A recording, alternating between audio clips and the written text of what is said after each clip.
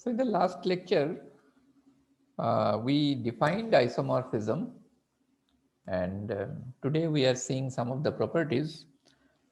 So what does it mean actually? If we prove that the isomorphic image of an abelian group is abelian, that will mean that if you are given two groups, one is abelian, the other one is not, that means they are not isomorphic. Similarly, in case of cyclic groups also, if one group is cyclic, the other one is not, then the groups cannot be isomorphic. So let us prove. Let me prove the first one, say, that is D. Okay, let me prove D since I have written. Second one, let me prove. And C, I will leave as an exercise for you. So let me prove D. Let G be a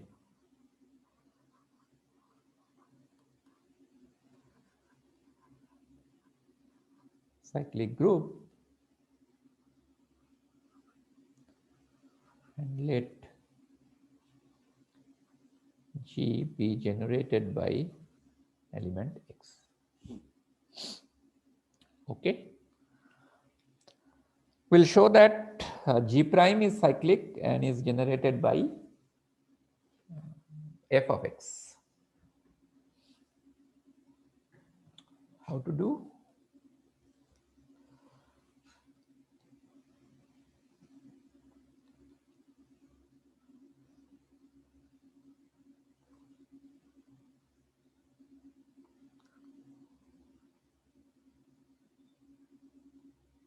Let y belong to G prime. This implies there exist x belong to G, not x, let me say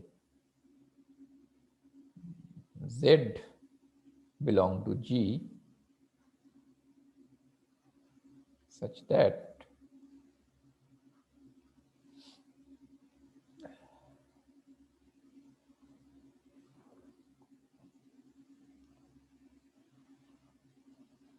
y equal to f of z, right? Then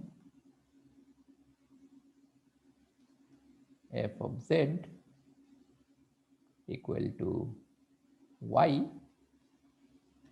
but okay, let me not write like this. Since z belongs to G,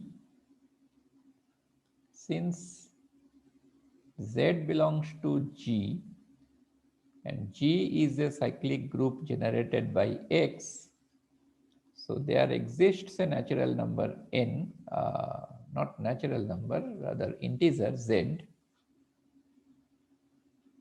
such that z equal to x to the power n.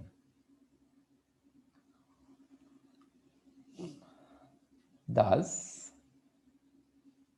y equal to f of z equal to f of x to the power n equal to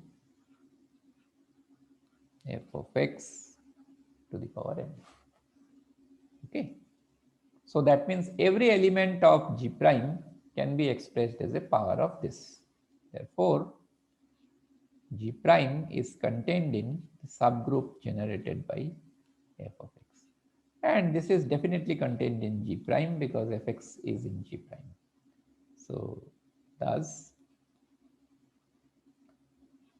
G prime is the group generated by fx is cyclic, right? Okay. How to prove, and this particular part is proved in a previous result. Now I'll be using the fact that F inverse is an isomorphism. Conversely,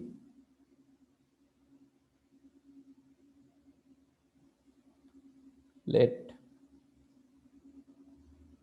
G prime be cyclic and let G prime be generated by some element Z. We'll show that G will be generated by F inverse of Z.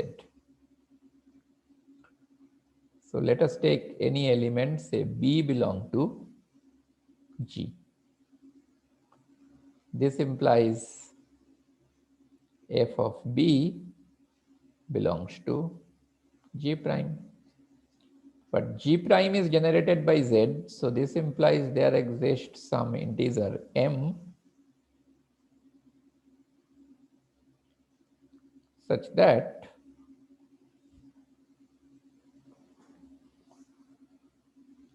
B to the power, FB to the power M, this is whole power. This is equal to,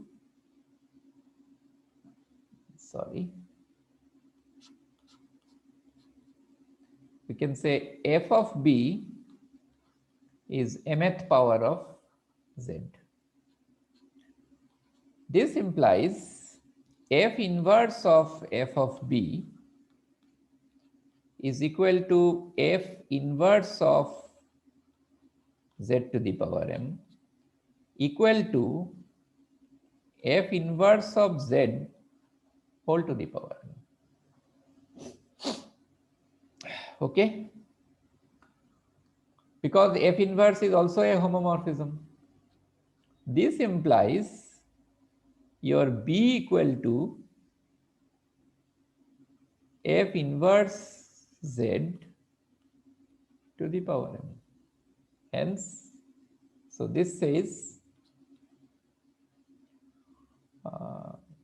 your G is contained in a subgroup generated by F inverse of Z, and definitely this is contained in G because F inverse of Z belongs to G. Hence,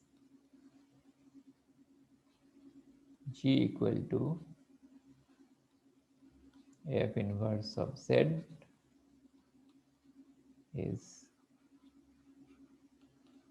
circuit.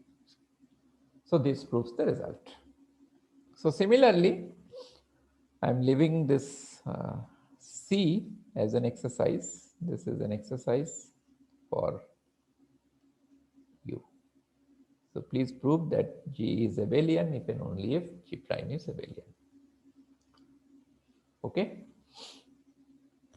Now let us prove an important result regarding isomorphism, that is called the fundamental theorem for homomorphism of groups, or it is also called first law of isomorphism.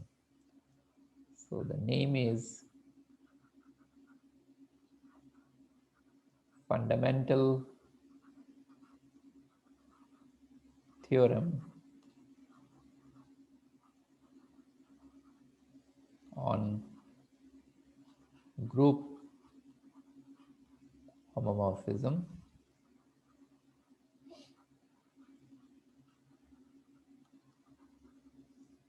or in some of the books, and some authors prefer it to write first law, the first law of isomorphism. There are three laws of isomorphisms. This is the first one. So what does the statement say? The statement is like this. Let G and G prime be groups and let F from G to G prime be an epimorphism. That means onto homomorphism.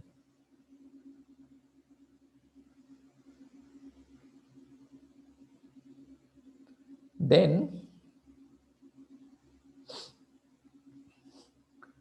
G by G modulo kernel of F. Kernel of F is a normal subgroup we have proved in the last lecture. This is isomorphic. This is the symbol for isomorphic to G prime. So this is the result we'll prove now.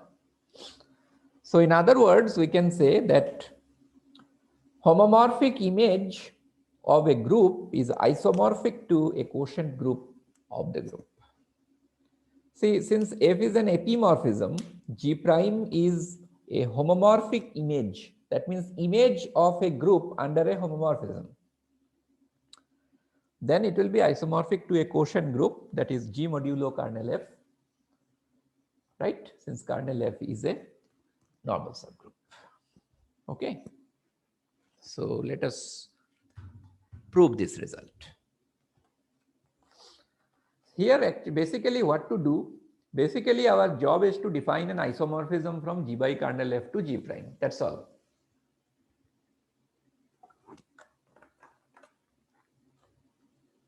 Okay, fine.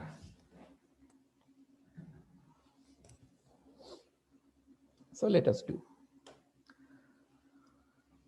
Generally, you will find that in most of the books, they define a function from G by kernel F to G prime. This is not rudimentary to define like this. You define it from G prime to G by kernel F, no issues. From where you are defining, because we have proved if F is an isomorphism, then F inverse is also an isomorphism. So let me not follow the general trend. Let me define from G prime to G by kernel F. Proof.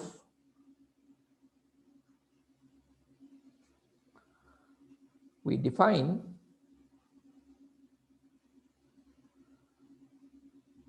a function G from G prime to G by kernel F by G of. Now see, every element of G prime must be F image of some element of G, because F is an epimorphism. So I define it G of F of X. This is equal to, what is the most natural way? Here you have to produce a right coset or left coset, same thing. Let us stick to right coset. A right coset of kernel F. So let me write, say, Hx for all x belong to G, where H equal to kernel F. Okay, this is how I have defined. So now there are many things to do. First of all, I have to prove that the mapping is well defined. How to show it is well defined? If you choose any element in G prime, then Hx is definitely in G by kernel F. That is, there is no doubt.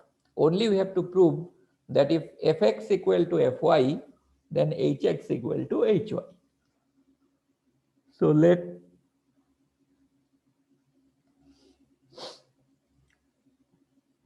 us take any two elements from G prime. So let F of x, comma F of y belong to G prime, such that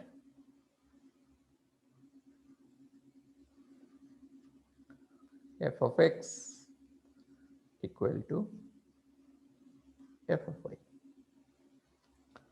See, this is very easy. Both this implies and implied by.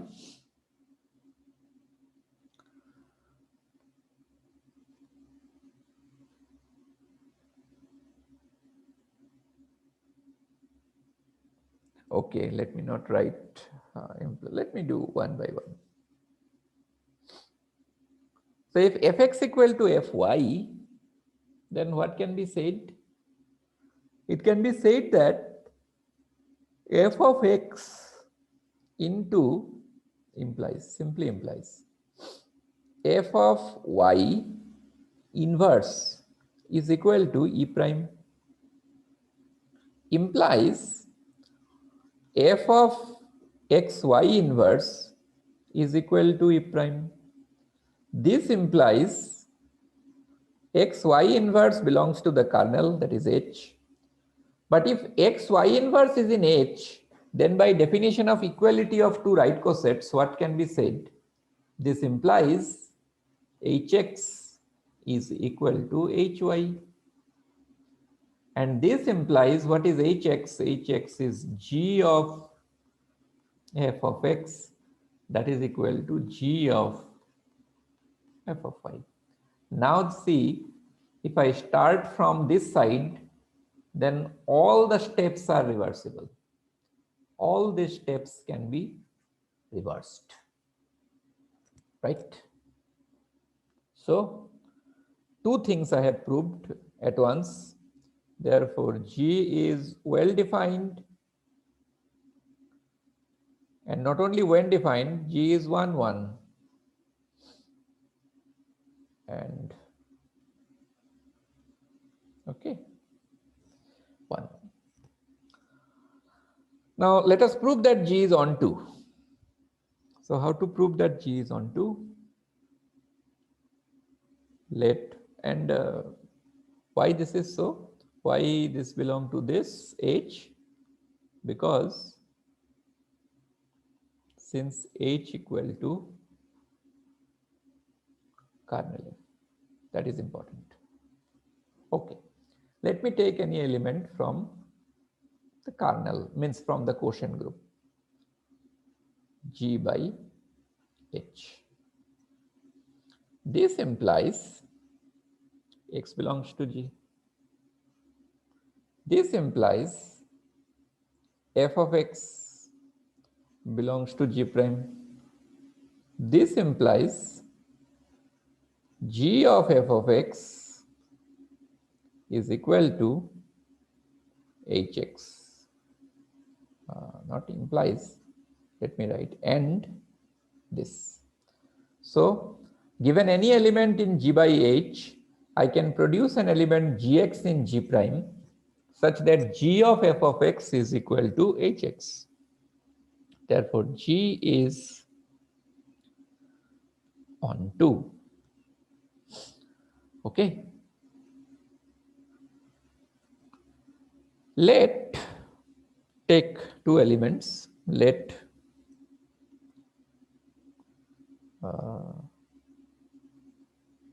fx, fy belong to G prime. Then G of fx, fy equal to G of fxy equal to hxy by definition, but by coset multiplication, this is hx into hy. What is hx? Hx is G of f of x. What is hy? G of f of y. So, hence G from G prime to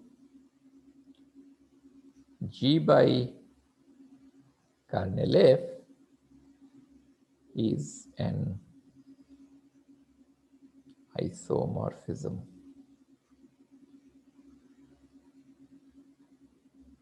Therefore, G by kernel F is isomorphic to G prime. Okay. What happens if initially the function f is 1, 1? If initially the function f is given to be 1, 1, so we can write a remark. So, or observation, say, if f is 1, 1, means initially f is an isomorphism. Then what happened to your kernel? Then your kernel becomes the singleton identity. And thus, by fundamental theorem, what happened? G modulo the trivial subgroup, this is isomorphic to G prime. But already you know that G and G prime are isomorphic. That means this proves G by means G modulo the trivial subgroup is always isomorphic to G. Clear? Another observation, if it is the case that your F is means not F, suppose your G is the trivial subgroup of, or not subgroup, G prime is the trivial group. That means I am saying F is defined from G to G prime, and this G prime is only singleton identity. Then what happened? This implies definitely f of x equal to identity for every x. It's a monomorphism, epimorphism definitely onto homomorphism.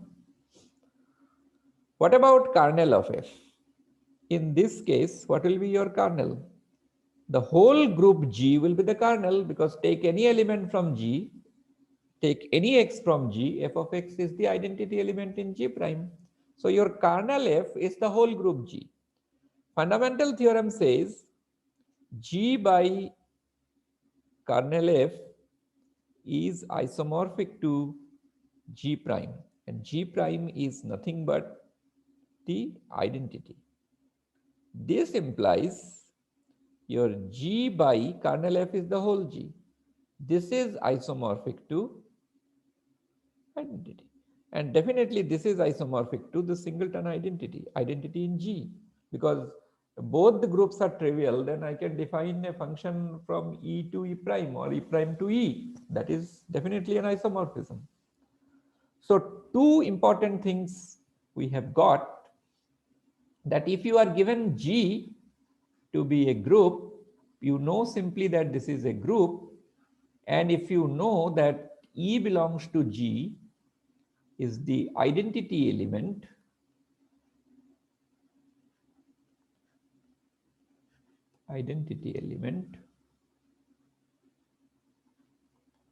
then we have deduced that G by the trivial subgroup generated by identity, or one can write this is same as G generated by the trivial subgroup, the identity element G modulo trivial subgroup is isomorphic to G, and G modulo G is isomorphic to this group, the trivial subgroup, that is trivial subgroup generated by the identity element. So these are two observations from fundamental theorem on group homomorphisms. Okay, we'll see more of its applications while proving second law and third law of isomorphisms. The fundamental theorem will be used. So let me stop. We'll see its applications, and we'll see more applications of isomorphism in the forthcoming lectures. Thank you.